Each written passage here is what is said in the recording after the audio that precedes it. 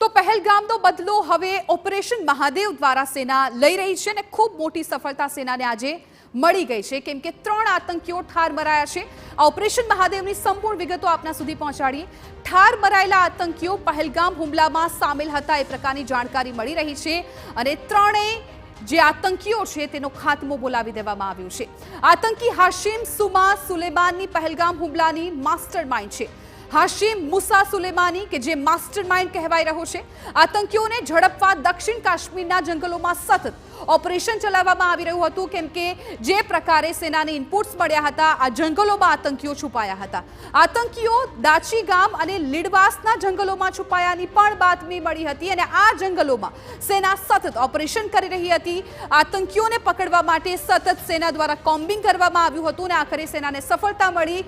મુખ્ય સૂત્રધાર સહિત અન્ય 2 આતંકીઓનો ખાત્મો બોલાવ્યો। ડ્રોન દ્વારા પહાડી વિસ્તારોમાં સર્ચ ઓપરેશન કરવામાં આવી રહ્યું હતું। ભારતીય સેના, પોલીસ અને સીઆરપીએફના સંયુક્ત ઓપરેશનમાં આ આતંકીઓ ઠાર થઈ ગયા છે કે જે પહેલગામ હુમલામાં સામેલ હોવાની જાણકારી છે। આતંકીઓ પાસેથી M4 કાર્બાઇન, AK-47 અને 17 રાઇફલ ગ્રેનેડ પણ મળી આવ્યા છે।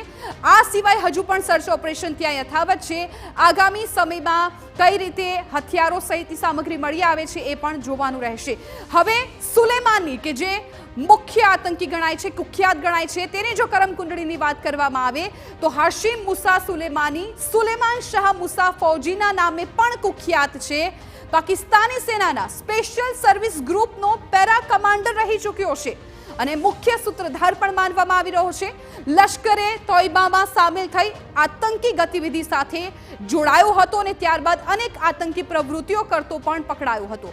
વર્ષ 2022ની જો વાત કરવામાં આવે તો ભારતમાં ઘૂસણખોરી કરી આતંકી પ્રવૃત્તિને અંજામ આપ્યો હતો સુલેમાને કે જે આજે ઠાર મરાયો છે।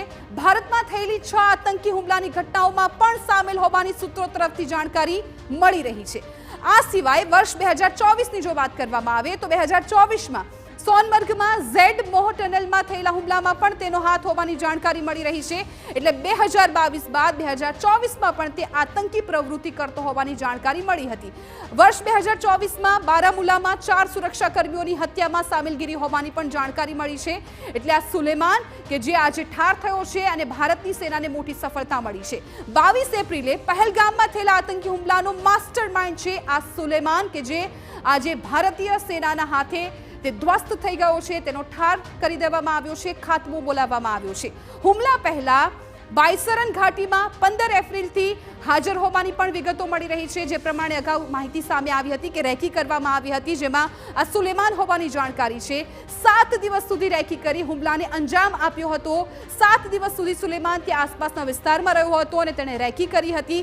હાશિમ મુસાને પકડવા પર 20 લાખ રૂપિયાનું ઇનામ પણ જાહેર કરવામાં આવ્યું હતું। એટલે સુલેમાન કે જેનો પહેલગામ હુમલામાં સૌથી મોટો હાથ હતો, મુખ્ય સૂત્રધાર હતો, તેણે ભારતીય સેનાએ જડબાતોડ જવાબ આપ્યો, તેને ઠાર કરી નાખ્યો છે। TV9 સમાચારમાં અને સમાચાર પણ આપના સુધી પહોંચાડીશું પરંતુ આ એક નાનકડા બ્રેક માટે રોકાઈએ।